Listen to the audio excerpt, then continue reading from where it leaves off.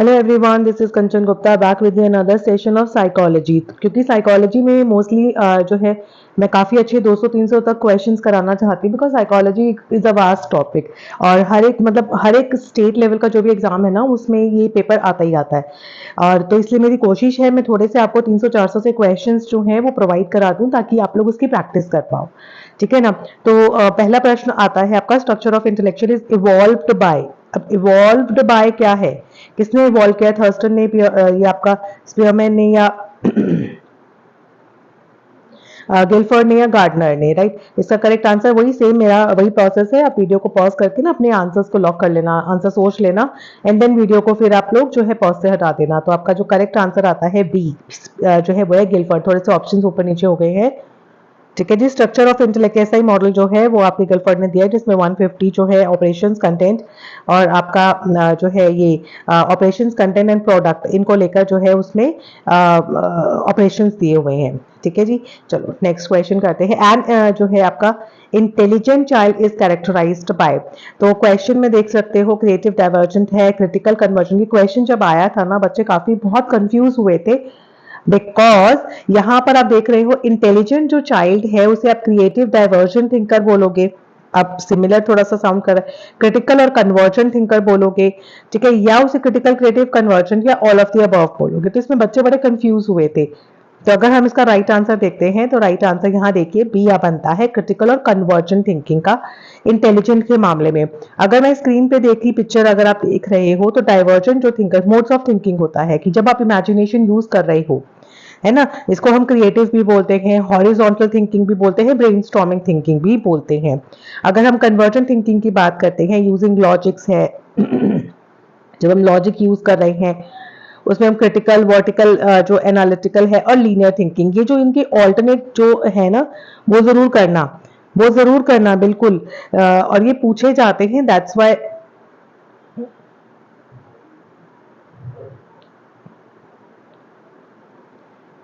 Just a moment,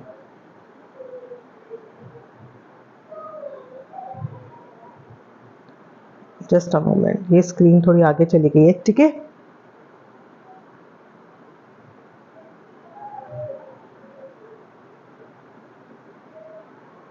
चलिए आगे चलते हैं। कंस्ट्रक्टिविस्ट जो लर्निंग है इज एडवोकेटेड बाय। कंस्ट्रक्टिविस्ट किसने दी है? जीन पियाजे ने दिया है, वेगोस्की ने है, स्किनर ने है। तो इसका आपको सीधा सीधा आंसर है इसमें निकालना था, तो आप यहाँ देखना, वेगोस्की ने दिया था कंस्ट्रक्टिविस्ट का। ठीक है।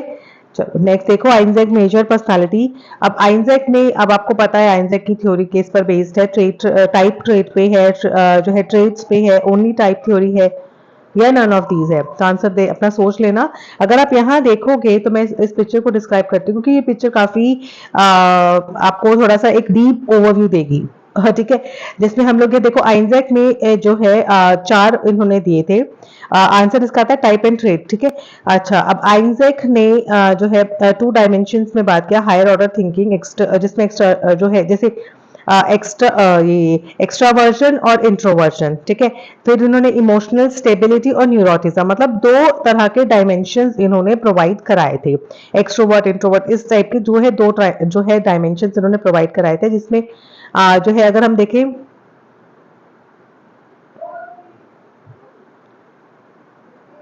Humanist theory of personality is advocated by humanist theory. दुगल ने, मैस्लो ने, रॉजर्स ने। तो ये भी सिंपल था, ह्यूमनिस्ट थ्योरी आपकी किसने दी थी? रॉजर ने, मैस्लो ने, सॉरी, मैस्लो। अब मैस्लो ने थ्योरी दी, देखो मैंने पहले भी बात किया था, बहुत इंपॉर्टेंट जो है यहाँ पे आपको स्लाइड दिख रही है, जिसमें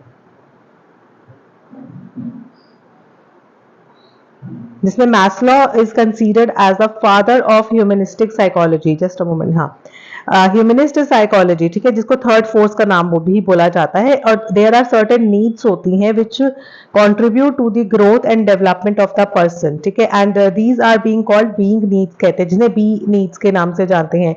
फिर एक आता है डी नीड्स आती है, डेफिशिएंट नीड्स होती है। फिर आता है सेल्फ एक्चुअलाइजेशन। तो उनके ये लेवल्स थे, 3 force, B needs, D needs और सेल्फ एक्चुअलाइजेशन, ये 3 फोर्स हैं।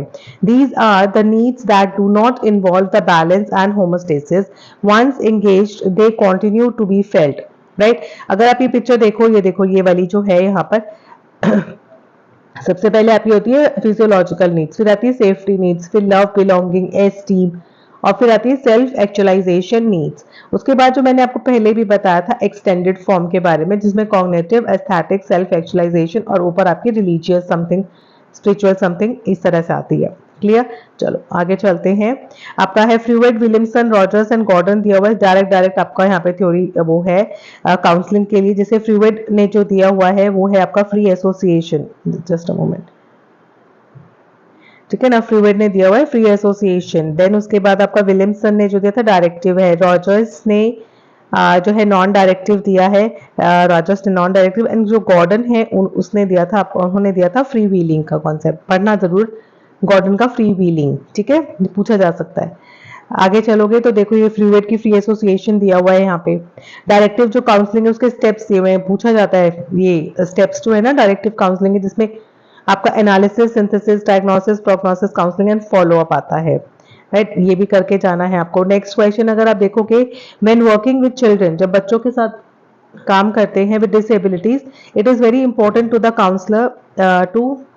counselor to enhance the school based services by doing so the counselor is taking the role of, तो एक काउंसलर का रोल क्या बन जाता है जब वो चिल्ड्रन विद डिसेबिलिटी के बच्चों के साथ में काम करता है, उनको जो है विकलांग बच्चों के साथ में काम करते समय जो परामर्शदाता के लिए स्कूल आधारित सेवाओं को बढ़ाना बहुत महत्वपूर्ण है। ऐसे में जो परामर्शदाता है वो किस तरह की भूमिका निभाता है, तो जो है आप देखना उसको हम कहते हैं कोलैबोरेटर्स की।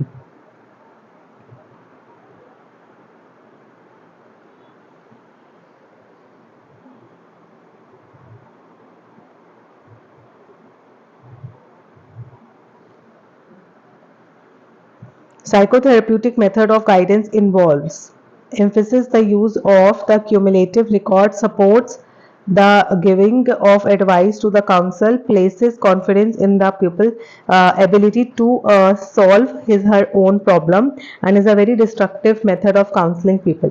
तो सेम वही, आप इसको वीडियो को पॉज करके अपना आंसर लगा लेना। I'll giving you the answer दे रही हूँ, जिसमें हम कहते हैं साइकोथेराप्यूटिक, जिसको हम मनोचिकित्सकीय पद्धति भी कहते हैं, उसके अंदर हम कहते हैं places the confidence in people कि वो ये प्रॉब्लम को सॉल्व कर सकते हैं। उनके अंदर एक problem exploration, interpretation, feedback, psycho social जो स्किल ट्रेनिंग है वो जो है आजकल जो जो ये सारी चीजें हैं वो मॉडर्न साइकोथेराप्यूटिक जो मेथड्स हैं उसके अंदर आती हैं। ठीक है, नेक्स्ट अगर आप देखोगे तो काउंसलिंग विद पीपल जो है टीचर शुड, जब हम बच्चों की काउंसलिंग के दौरान पे एक टीचर जो होती है plan to do most of the talking, establish the good rapport with the people, refrain from giving him information या assume the responsibility for solving his problem. ठीक है, तो आप वही आंसर देख लेना, अपना आंसर मैच करना। जैसे कि इसका आंसर जो है वो बी है कि most probably and the first and foremost जो काम होता है वो अपने जो शिष्य है, पीपल है, उनके साथ में एक अच्छा गुड रैपर्ड, एक बातचीत का दौर, एक अच्छा जो है एक गुड रैपर्ड स्टैब्लिश करना, द मेन इंपॉर्टेंट चीजें जो आती हैं उसमें। फिर आपके पास यहाँ जो आता है नेक्स्ट में पर्सनलाइज्ड सिस्टम ऑफ एजुकेशन है, कोन ऑफ एक्सपीरियंस है, कोन ऑफ एक्सपीरियंस है, प्रोग्राम्स हैं, आपका डिडैक्टिक अपैरेटस है। ये भी गुड क्वेश्चन है क्योंकि जो है अपैरेटस वाला क्वेश्चन बहुत कम पूछा गया है, कोन ऑफ एक्सपीरियंस बहुत कम पूछा गया है, तो ये हमें पता होना चाहिए। अगर हम आंसर्स पे नजर डालते हैं तो पर्सनलाइज्ड जो सिस्टम होता है, ठीक है, जस्ट पर्सनलाइज्ड जो सिस्टम है वो आपका एड के डेल का दिया हुआ है।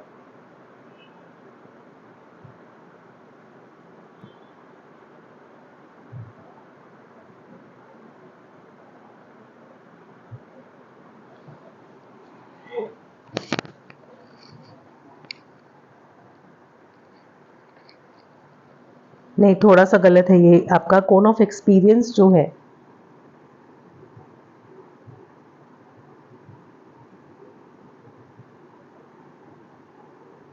इसका मुझे फर्स्ट ऑप्शन लग रहा है।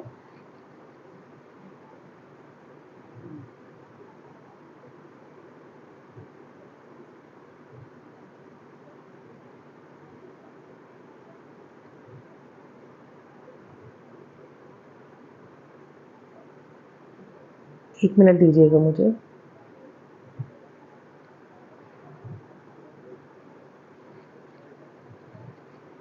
क्योंकि कोन ऑफ एक्सपीरियंस जो है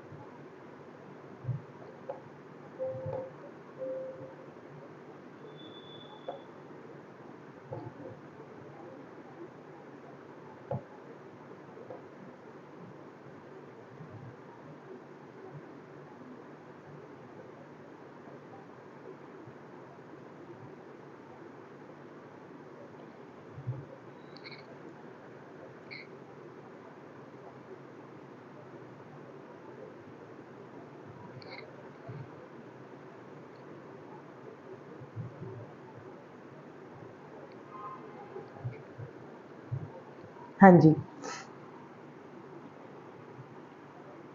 मैंने सही बोला था। इसमें आपका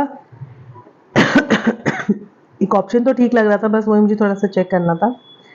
जैसे इसमें आपका जो पर्सनलाइज सिस्टम ऑफ एजुकेशन है वो केलर का दिया हुआ है, जहाँ पर इंस्ट्रक्शंस जो है इज इंडिविजुअलाइज्ड होती हैं, स्टूडेंट प्रोग्रेस जो होती है एट देयर ओन पेस होती है। कोन ऑफ एक्सपीरियंस मैंने कहा था कि एडगर रेल का दिया हुआ कॉन्सेप्ट है, जिसमें लर्निंग एक्सपीरियंस जो है वो आपका रेंजिंग फ्रॉम डायरेक्ट फिर concrete experiences to the more abstract representation दिया जाता है। प्रोग्राम्स की बात करें तो वो हर्बर्ट का दिया हुआ कॉन्सेप्ट है, मतलब हर्बर्ट ने जो है डेवलपमेंट ऑफ एजुकेशनल प्रोग्राम्स को बना। फिर डिडैक्टिक अपैरेटस आता है ना, डिडैक्टिक अपैरेटस है जो कि आपका क्राउडर।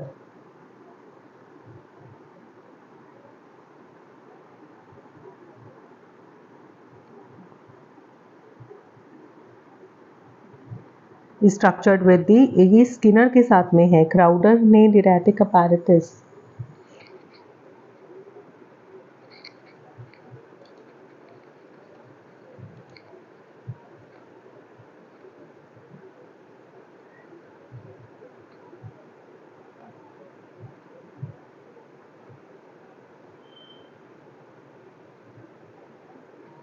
बेसिकली डिडैक्टिक अपैरेटस आपका मोंटेंसरी ने दिया था।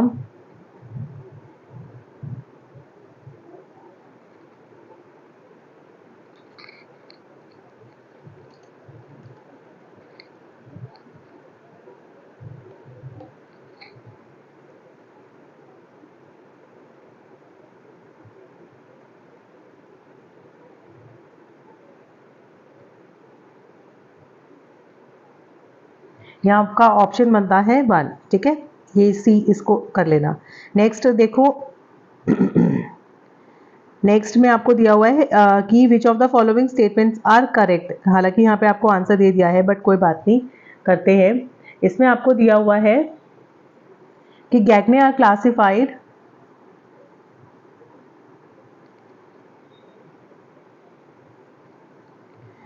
गैगने has classified the learning into 6 types. तो क्या गैगने ने 6 में किया था? नहीं, उन्होंने 9 टाइप्स की दी थी, ठीक है। तो ये हो गया यहाँ पे 6 वाला। The study of instrumental conditioning started from the puzzle box, जो है स्किनर ने कैट पे किया था, तो ये भी गलत है, क्योंकि पजल बॉक्स जो था was conducted by the Thorndike, ठीक है ना। And Skinner is known for his work with the operant conditioning, जिसमें उन्होंने स्किनर बॉक्स यूज किया था, right. The law of disuse, जो लॉ ऑफ डिसयूज है, states that other things being equal and when the modifiable connection जो होगा अगर S R के बीच में, स्टिमुलस के बीच में, is not made over a period of time, तो strength of that connection weaken हो जाता है। तो ये क्या करेक्ट है? बिल्कुल, ये लॉ है, डिसयूज का लॉ है, ये वाला करेक्ट है। उसके बाद आता है हल की थ्योरी जो है, ड्राइव रिडक्शन थ्योरी। उसके अंदर आपको बताना था क्या उन्होंने वही थ्योरी दी थी? हाँ बिल्कुल, ड्राइव रिडक्शन थ्योरी हल की दी हुई है। And shaping is the most mechanism in the classical, ये इनकरेक्ट है। तो आपका C and D option correct बनता है। नेक्स्ट देखते हैं, those who are soft and round such personalities are character. Soft and round, ये पर्सनालिटी किसकी होती है? एंडोमॉर्फिक, ये रहा आपका एंडो। नेक्स्ट देखो, which of the following is the most appropriate term to provide to describe the content of educational psychology. So उसमें निम्नलिखित में से आपको बताना है, डिटर्मिनेबल होता है, फ्लूइड है, क्या कौशल है, आपका ट्रांसपेरेंट है। तो इसका आपका आंसर बनता है बी, जिसमें हम फ्लूइड, फ्लूइड इंटेलिजेंस वो एबिलिटी होती है, फ्लूइड जिसमें हम क्रिटिकली थिंक करते हैं, फ्लेक्सिबली सोचते हैं, और ये हेल्प करता है एक इंडिविजुअल को नई प्रॉब्लम को सॉल्व करने में, नई चीज़ों को, नई पैटर्न को, नए लॉजिक्स को समझने में, न्यू सिचुएशन में एडजस्ट करने में हेल्प करता है। क्लियर? अगर हम देखें the relation between education and psychology is best understood on the basis of, अगर हम एजुकेशन और साइकोलॉजी का वो बनाते हैं,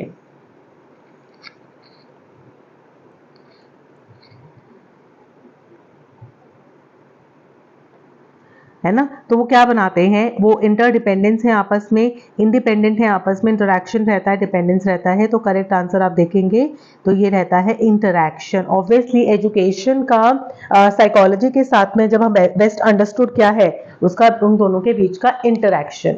ठीक है, नेक्स्ट अगर हम देखते हैं, one of the most significant implications of individual differences for organizing the educational programs lies in using, so teacher centric approach है या content centered approach है, एग्जामिनेशन है कि शैक्षणिक कार्यक्रमों का जब आयोजन करने के लिए हमें व्यक्तित्व की भिन्नता यानी कि जो इंडिविजुअल डिफरेंसेस होते हैं उसको हमें महत्वपूर्ण देना होता है। तो उसको हम क्या, so this is the learner centric approach होती है। ऑब्वियसली जब हम बच्चों के, हम individual differences is mostly learner के ऊपर ही तो हम लोग लगाते हैं कि भाई जो हमारे लर्नर्स हैं वो हमारे बहुत ज़्यादा इंडिविजुअली डिफरेंट हैं, है ना।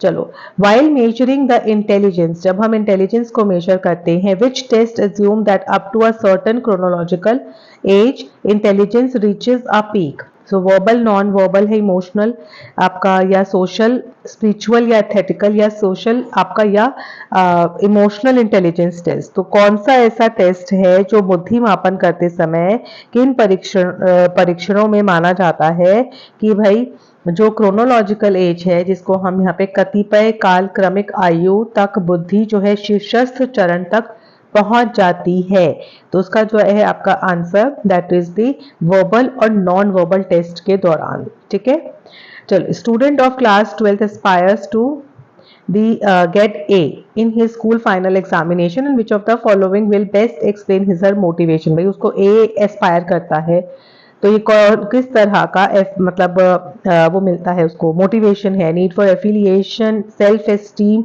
एक्चुअलाइजेशन है, या अचीवमेंट है। बहुत अच्छा क्वेश्चन है ये भी। सो आंसर देखोगे तो देखो यहाँ पे ये है अचीवमेंट, उसको अचीवमेंट, जब हाई नीड फॉर अचीवमेंट, ये एक इंडिविजुअल की नीड बोला गया है कि जब मनुष्य, जब एक इंडिविजुअल जो है हाई डिमांड करता है अचीवमेंट के लिए, तो वो अपनी एक इंडिविजुअल रिस्पॉन्सिबिलिटी, मतलब अगर मान लीजिए चैलेंजेस बट अचीवेबल गोल होता है, हाई नीड फॉर पावर के लिए करता है तो किसी के ऊपर कंट्रोल करना चाहता है, and high need for affiliation that is the interpersonal relationship है, कस्टमर सर्विस रिप्रेजेंटेटिव अच्छा होना चाहिए, member of the work unit subject to group wage bonus. तो ये एग्जांपल्स थे कुछ, ताकि थोड़ा सा आपको कॉन्सेप्ट समझ में आए कि क्या चीज थी। चलो, which of the following learning theories is intimately related to Thorndike के लॉ ऑफ इफेक्ट से रिलेट करती है। क्वेश्चन भी 2-3 बारी मैंने देखा था पेपर्स में कि जो थॉर्नडाइक का लॉ ऑफ इफेक्ट है वो इनमें से किस थ्योरी से जो है सिमिलर करता है, तो वो थ्योरी है हमारी स्किनर की ऑपरेंट कंडीशनिंग थ्योरी। ठीक है, चलो, विच लर्निंग थ्योरी एमर्जेस जो है ले stress on the emergent synthesis पे विश्वास रखती है, टॉलमैन की, यानी कि अगर हिंदी में पढ़ते हैं तो सिद्धांत विकासशीलता संश्लेषण, मतलब सिंथेसिस पे विश्वास रखती है। तो वो है आपकी कौन सी थ्योरी है, लिविन की फील्ड थ्योरी। अब इस फील्ड थ्योरी में आपको पता है कि लिविन ने पर्सन के बिहेवियर को बोला कि उसके अंदर ना बहुत सारे डिफरेंट इंटरेक्शंस आपको मिलेंगे, बहुत तरह के डायनामिक थॉट्स, फोर्सेस, इमोशंस आपको मिलेंगे that shifted their behaviour to reflect their present state. So Kurt Lewin जो थे, ठीक है ना, Kurt Lewin is a father of social psychology, जिन्होंने 3 तरह के मॉडल्स दिए, अनफ्रीज, चेंज और रीफ्रीज का मॉडल। क्लियर? डिफेंस मैकेनिज्म जो है are used to ego of a person knowingly, super ego of a person knowingly, of a person. ये question भी बहुत अच्छा था जिसमें ध्यान से पढ़ने वाला था। डिफेंस मैकेनिज्म कब होता है, जब आप क्या करते हो, क्या करते हो, जब आप अपनी डिजायर जो मतलब आप जब अपने आप को डिफेंस अपने आप को बचाने की कोशिश करते हो, तो वो बेसिकली क्या होता है, ego of a person unknowingly. जब आपके ईद और आपकी सुपर ईगो के बीच में कॉन्फ्लिक्ट चल रहा होता है, या दिस स्ट्रगल जो है mostly created by desires, morality की लड़ाई है, या कोई रियलिस्टिक अगर आप एबिलिटीज है उसकी लड़ाई जब आपके अनकॉन्शियसली माइंड पे अननोइंगली चल रही होती है, अननोइंगली चल रही होती है। ठीक है, चलो। A student who fails in the examination makes a complaint that the examiner was strict. अब वो कंप्लेंट करता है कि भाई एग्जामिनर बहुत ज्यादा।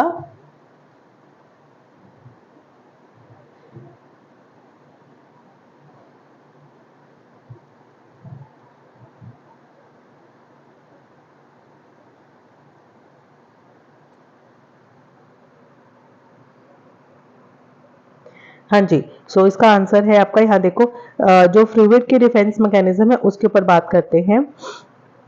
खैर उसका रैशनलाइजेशन है जिसमें वो तर्क दे रहा है। एक होता है रिप्रेशन, जिसको हम रिप्रेस्ड फीलिंग से समझते हैं। रिप्रेस्ड मतलब कि जो अनअक्सेप्टेबल इम्पल्सेस होते हैं, जो पुश्ड बैक, जो आपको बार बार जैसे हिट करते हैं। रैशनलाइजेशन होता है तर्क देना, खुद को समझाना, खुद को मतलब सेल्फ जस्टिफाइंग एक्सप्लेनेशन देने, खुद को आप समझाने की जब कोशिश करते हो। प्रोजेक्शन होता है unwanted feelings are attributed to the someone else, आप कुछ प्रोजेक्ट करना चाहते हैं अनवांटेड फीलिंग्स को। ठीक है, डिनाइल होता है जब anxiety producing event is not accepted, जब आपको पता है कि ये आपको दर्द देगा या जो है एंजाइटी प्रोड्यूसिंग है आपके लिए, वो आप डिनाई करते हो। रिग्रेशन होती है, ठीक है। फिर डिस्प्लेसमेंट की फीलिंग होती है जिसके अंदर फीलिंग टुवर्ड्स अनअक्सेप्टेबल ऑब्जेक्ट्स की आप डिस्प्लेस कर देते हो, शिफ्ट कर देते हो, ठीक है ना, अपना गुस्सा किसी और पे उतार देते हो। सबलाइमेशन होता है और एक रिएक्शन फॉर्मेशन, ये सब जो है किसने दिया था, सिगमंड फ्रॉइड ने। Which one of the following statements best describe the mental health of the teacher. Mental health के लिए है कि teacher handle the student problems without creating first, या teacher deals with the students in a friendly manner, teacher controls his emotion in the class, and teacher persuades his students to follow the rules. Yes, the answer will be the teacher handle the students problem without creating fuss. ठीक है, next देखोगे आपका ये वाला जो है सिनेक्टिक वाला is a method of dealing. किस चीज का जो है ये क्रिएटिव बच्चों के लिए होता है। ये क्वेश्चन जब आया था तभी काफी जो है बच्चों को पता नहीं था इस बारे में कि सिनेक्टिक क्या होता है, बट नाउ जो है सबको पता होना चाहिए कि deals with the creative children, की जहां पर प्रॉब्लम सॉल्विंग अप्रोच को ना वेरी क्रिएटिवली सॉल्व किया जाता है। So this is a kind of approach. Okay, चलो, इन विच ऑफ द फॉलोइंग जो है principle of differential reinforcement is used. Principle of differential reinforcement is used, जिसको हम अंतर्गत विभेदन प्रबलन का सिद्धांत प्रयुक्त होता है। डिस्क्रिमिनेशन, जनरलाइजेशन, शेपिंग या associate conditioning.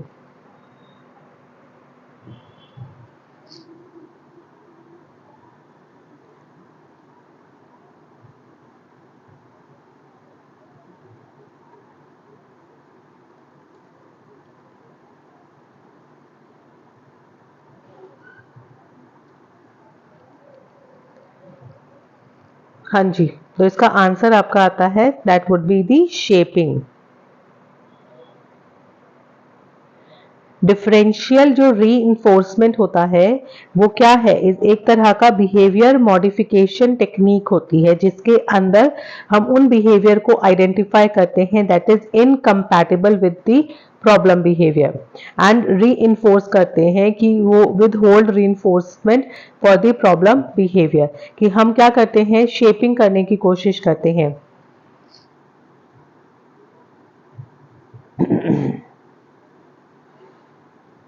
Shaping uses this principle by reinforcing the successive approximation of a desired behavior, जिसमें gradually teaching a complex actions पढ़ाए जाते हैं, complex actions जो होते हैं, by rewarding closer and closer approximations, मतलब successively हम जो है बच्चे को क्या करते हैं, improvement करने का मौका देते हैं, shaping करने का मौका देते हैं। ठीक है, next, which schedule of reinforcement in operant conditioning is likely to produce steadiness? यहाँ आपसे पूछा कि कौन सा वाला है जिसमें स्टिडीनेस इज एक्वायर्ड बिहेवियर। सो आपका जो स्टिडीनेस वाला पोर्शन रहता है वो किस में रहता है, वेरिएबल रेशियो में। अगर आप यहाँ देखेंगे मैंने यहाँ पे पिक्चर भी लिख डाला हुआ है, उसको जरूर आप रेफर करना। ठीक है, चलो नेक्स्ट करते हैं, एक second. A student is suffering from depression and sadness can be classified। अब बच्चे को लगता है कि भाई वो डिप्रेशन में है और बहुत ही सैड सैड फील करता है, तो किस टाइप का उसको है, सैंग्विन टाइप है, फिलेगमेटिक है, मेलानकोलिक है।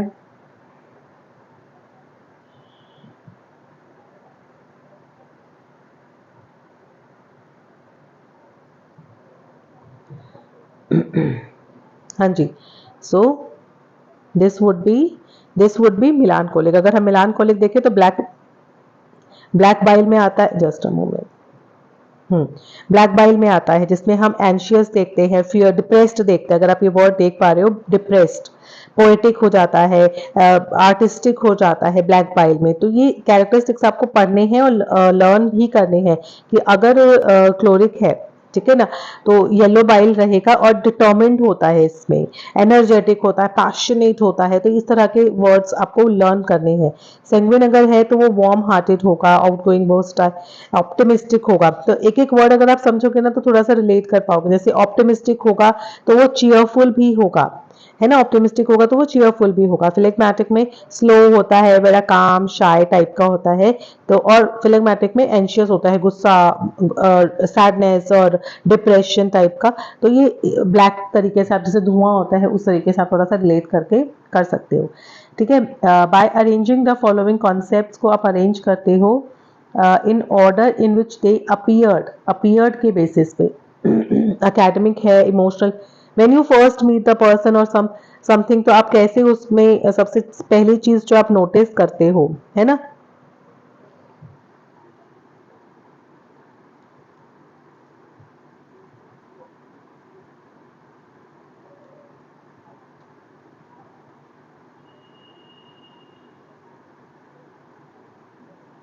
सबसे पहली चीज जो रहती है आपकी एकेडमिक इंटेलिजेंस, जिसको हम स्टैंडर्डाइज टेस्ट से मेजर कर सकते हैं,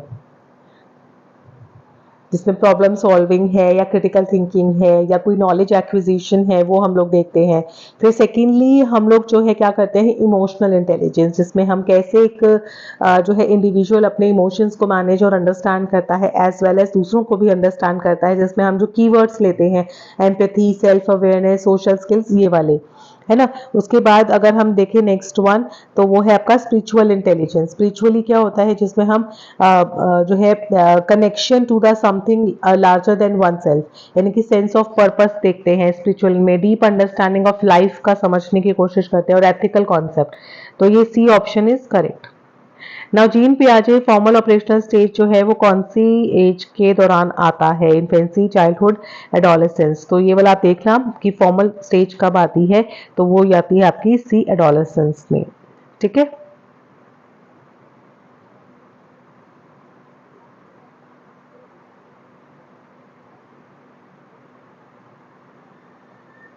एडोलेसेंस से स्टार्ट होती है, एडल्टहुड तक जाती है फॉर्मल ऑपरेशनल स्टेज, जिसमें हम एब्स्ट्रैक्ट रीजनिंग सीखते हैं, हम लोग एब्स्ट्रैक्ट लॉजिक्स लगाते हैं, potential for the moral reasoning. ठीक है, आओ नेक्स्ट पे, इन अ स्कूल में जो फिजिकल एजुकेशन प्रोग्राम्स होते हैं should be conceived primarily by the means of satisfying the physical needs of the children, series of plan developmental जो है आपके experiences, meaning of improving the people health and relaxation from the academic strain. तो यहाँ पे answer lock करना, physical आपको education programmes में series of plan development experience, B option correct है आपका।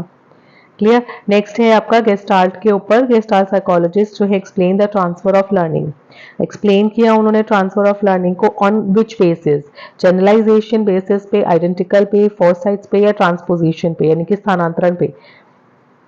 तो जो गेस्टाल्ट की जो थ्योरी थी वो बेसिकली किस चीज पे थी, ट्रांसपोजिशन थ्योरी ऑफ ट्रांसफर पे। अब उसके अंदर क्या था कि उन्होंने इनसाइट के बारे में बात किया था। उन्होंने कहा प्रोसेस ऑफ डेवलपिंग इनसाइट जो है वो बेसिकली क्या है, बेसिकली ट्रांसपोजिशन का क्या मतलब है, ट्रांसपोजिशन जो होता है वो एक माध्यम होता है जिससे ट्रांसफर ऑफ लर्निंग होती है ना।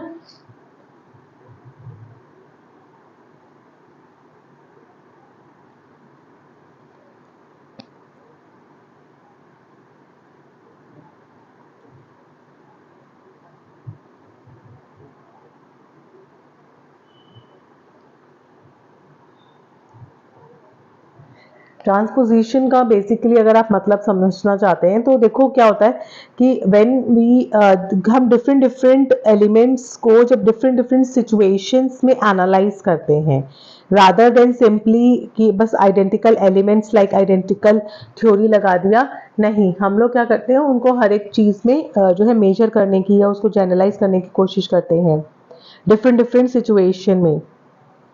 तो यहाँ इसका जो करेक्ट आंसर है वो ट्रांसपोजिशन है। What is not a factor of influencing learning, that will be the friendship. ठीक है, ये तो सिंपल क्वेश्चन था। गैगने की हिरार्की ऑफ असम्पशन जो है, असम्पशन क्या है उसके अंदर कि lower order learning runs parallel with the other learning, lower order learning occurs before higher order learning goes together with the other learning and lower। अब ये क्वेश्चन भी थोड़ा सा जो है समझने और घुमाने वाला था, है ना, कि गैगने की जो हिरार्की आपको दी गई थी वो नीचे से ऊपर जा रही थी ना, तो उसके अंदर क्या था उसके अंदर लोअर से लेकर occurs before, lower order learning पहले होती है एंड देन उसके बाद हायर ऑर्डर होती है। ठीक है, the stage of manifest in activity in creative thinking process, जब जब आप थिंकिंग प्रोसेस में कुछ टाइम के लिए इनएक्टिव होते हो उसको क्या बोलते हैं, कौन सी स्टेज होती है, वो इंक्यूबेशन की स्टेज होती है। व्हेन यू आर इंक्यूबेट, जब आप थिंकिंग प्रोसेस में होते हो, सोच रहे होते हो। एडवांस ऑर्गेनाइजर मॉडल जो होता है उसका फोकस किस तरफ होता है, development of creative critical intellectual scaffolding और information processing. This one is the star question. Advance organizer जो मॉडल है, what is the focus over it, उसका फोकस किस चीज पे होता है, that is the intellectual scaffolding पे। ठीक है, किस पे होता है, इंटेलेक्चुअल स्कैफोल्डिंग पे, जहां पर हम बच्चे को खुद की थिंकिंग डेवलप करने का मौका देते हैं, नई इंफॉर्मेशन को बहुत ही ईजियर अंडरस्टैंड कराने की कोशिश करते हैं। ठीक है,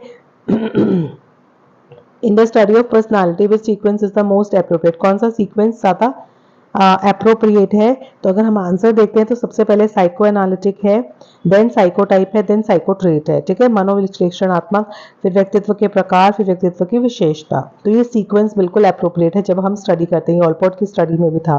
विच one of the following statements appropriately describe the personality, personality को बेस्ट तरीके से आप फिजियोलॉजिकल कॉन्सेप्ट से समझते हैं, मॉलिक्यूलर कॉन्सेप्ट से, डायनामिक कॉन्सेप्ट से, पॉपुलर कॉन्सेप्ट।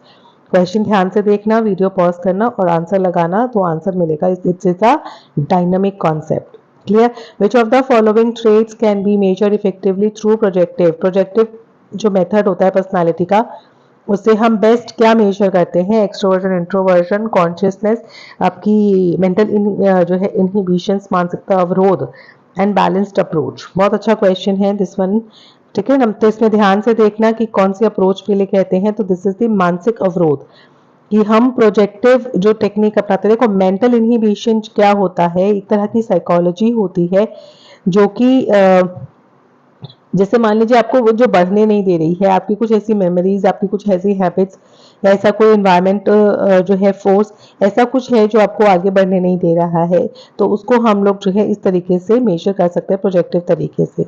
ठीक है, दो क्वेश्चंस और लूंगी। नेक्स्ट अगर आप देखते हैं तो student shows excessive concern to the cleanliness of the family. ठीक है ना, तो वो किस तरह की फीलिंग शो करना चाहता है, प्रतिगमन, दमन, उध्रुपातन, प्रतिक्रिया गठन, regression, repression, sublimation and reaction formation. तो अगर एक एक्सेसिव कंसर्न वो दिखा रहा है सफाई के लिए, जिसे हम ओसीडी नहीं कहते, जिसमें ऑब्सेसिवली वो बहुत ज्यादा क्लीनलीनेस के लिए पागल होता है या बहुत ज्यादा होता है, तो उसके लिए हम लोग क्या कहते हैं, एक second, the word is reaction formation.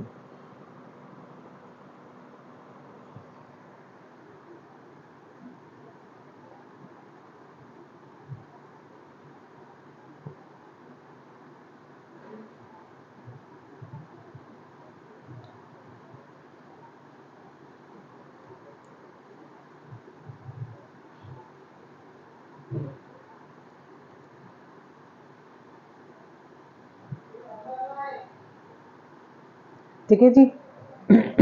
तो चलिए, thank you so much guys. हमने काफ़ी क्वेश्चन आज प्रैक्टिस किए हैं। होपफुली नेक्स्ट क्लास में एक नए यूनिट के साथ आऊंगी, क्योंकि साइकोलॉजी के ऑलमोस्ट मुझे लगता है 200 क्वेश्चंस में है, आपके साथ डिस्कस कर चुकी हूँ इन 4 सीरीज में। तो ये 4 पार्ट है, जरूर देख लीजिएगा। 200 क्वेश्चंस में करा चुकी हूँ, बहुत अच्छे क्वेश्चंस हैं। क्वेश्चन के एटलीस्ट आपको पैटर्न पता चलते हैं, क्वेश्चन कैसे आ सकते हैं, क्वेश्चन कैसे सॉल्व करने चाहिए, ठीक है ना। इस तरीके से इन क्वेश्चन सीरीज को जितना आप करते रहेंगे ना, उतना दिमाग चलता भी रहेगा, उतना ही आपका कोर्स का कवर भी आपका होता रहेगा। तो मैं कोशिश करके आपके लिए वीडियोस लाती रहूंगी। Thank you so much guys. Video को जरूर लाइक कीजिएगा, फ्रेंड्स के साथ जरूर शेयर कीजिएगा। पेड बैच के लिए मैंने हमेशा आपको बोला है, जो भी कोर्स लेना चाहते हैं वो मुझे 70420, नंबर स्क्रीन पे नहीं है, 42019330 पे मुझे मैसेज कर दीजिएगा, मैं आपको रिप्लाई कर दूंगी। 7042019330, ठीक है जी। मैसेज ही कीजिएगा। Thank you so much guys, take care, bye bye.